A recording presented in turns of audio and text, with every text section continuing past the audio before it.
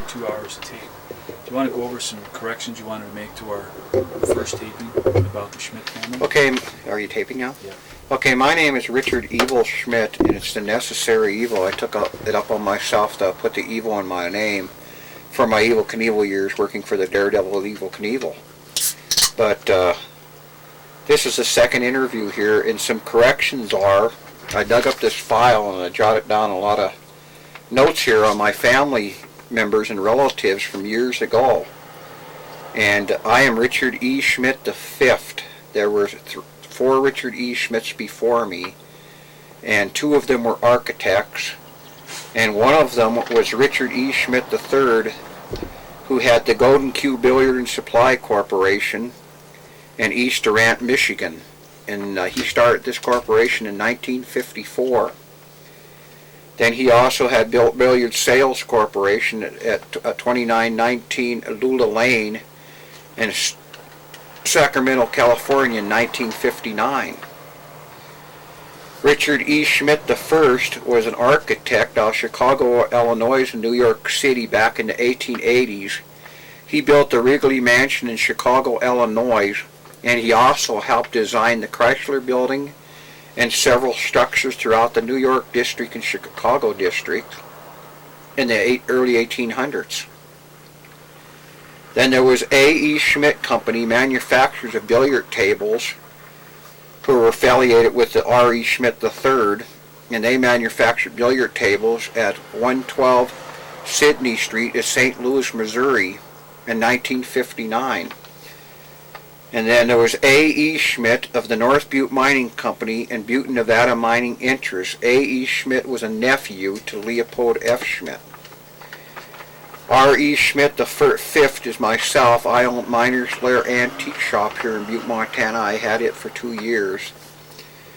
Then there was Charles Schmidt of California Concert Hall.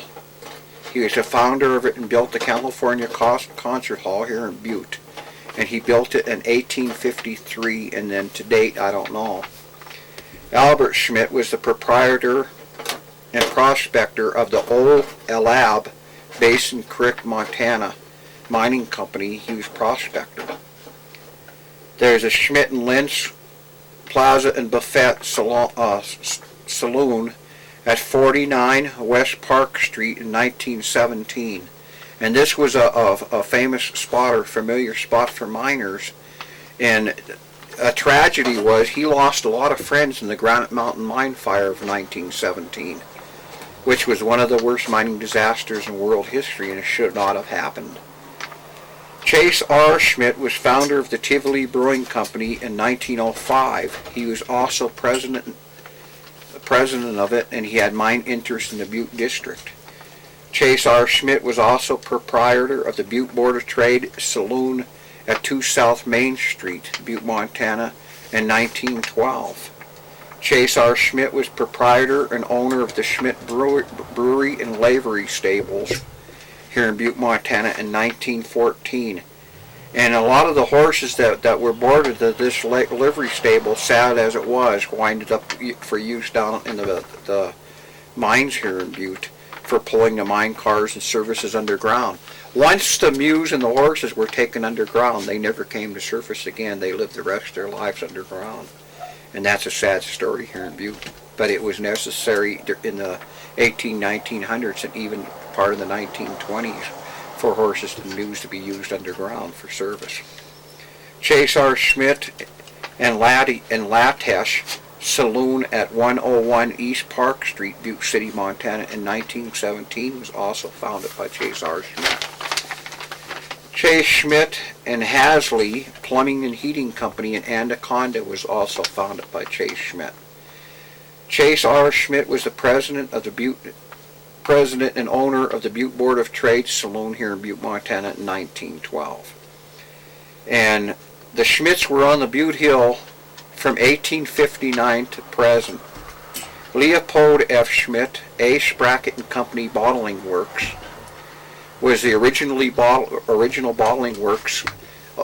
Leopold F. Schmidt, my great-great-grandfather, had the Lackawanna steamship lines on the Great Lakes within the New York district, and when he came to Germany, He started this as a necessary business because tugboats were necessary to move the large ships around the Great Lakes and throughout the New York district.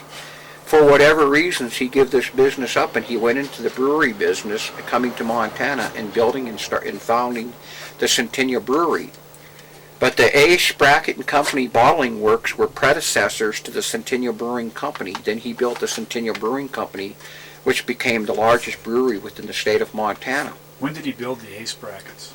In 1874. Okay. When did he come And to Butte? the Centennial Brewer, he came to Butte, Montana, apparently, well, sometime in the early 1870s, but the date I'm unsure of.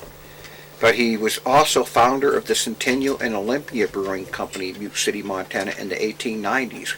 An interesting sidelight to this is the Olympia Brewing Company actually started right off the Centennial Brewing Company here in Montana. It was a subsidiary to it, and it was started by Leopold F. Schmidt, and later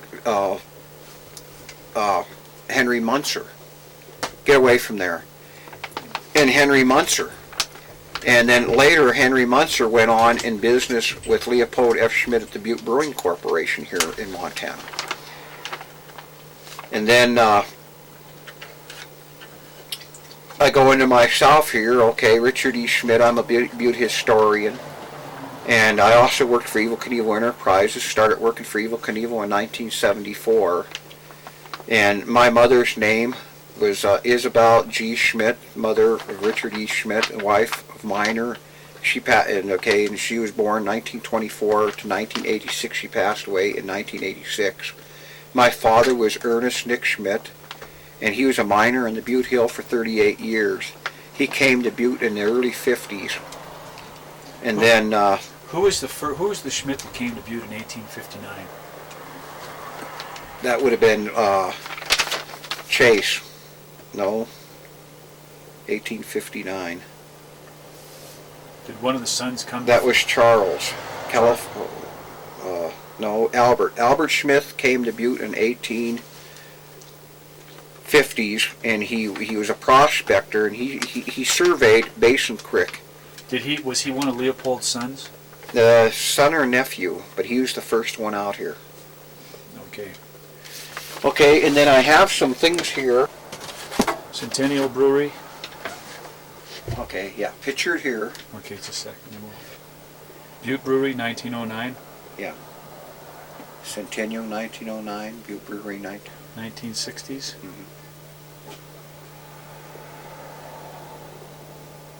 Brewing Company, 1960s. 4 to 69. Butte Brewery labels, 54 to 69.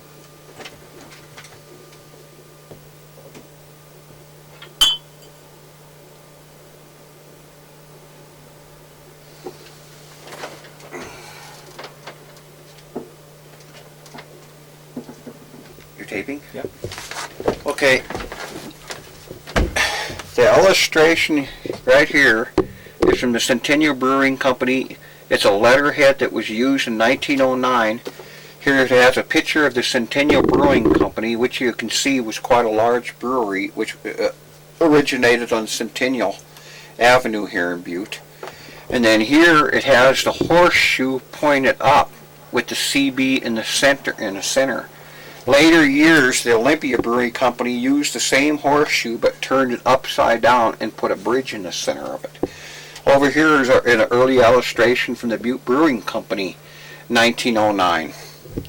And about that time, they come out with this here soda pop here, which was called Chicle. And they had it in different flavors, and this is kind of a rare bottle, but it says Butte, Montana on here. Where does it say Butte, Montana? Right here on the bottle, on top here. Just hold it steady, okay. All right. And then the label says Chicle, and it says delicious, refreshing, and it says Bottled Butte Brewing Company, Butte, Montana. Okay. Now an interesting thing to this is the Tivoli Brewing Company, or the Eureka Brewing Company rather, also come out with their Chicle beverage. Okay. And vinegars. And then this one right here was Eureka Beverages Company, Butte, Montana. Okay. Then I have another bottle, Okay, now what's this bottle? Teakle, and it was put out by Nevin Frank Bottling Works of Butte. And this bottle here come out in the 1930s. What was it? It was a beverage. It was like, you know, like a beer or near beer or like a soda pop. Okay. Where was that brewery at? I believe Nevin Frank Bottling Works at one time was right over the street over here, just a block over on Montana Street. Okay. On Platinum in Montana? No, well,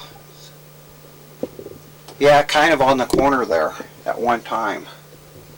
I believe that was a location of it. Now, what were you going to show us about the Butte Brewing Company paper here? Now, down here at the bottom here, these are logos. This is a paper stationery that was used in the 1960s, and then this was an ad that was in a yearbook during the 1960s, where the date is right here in class of 1962.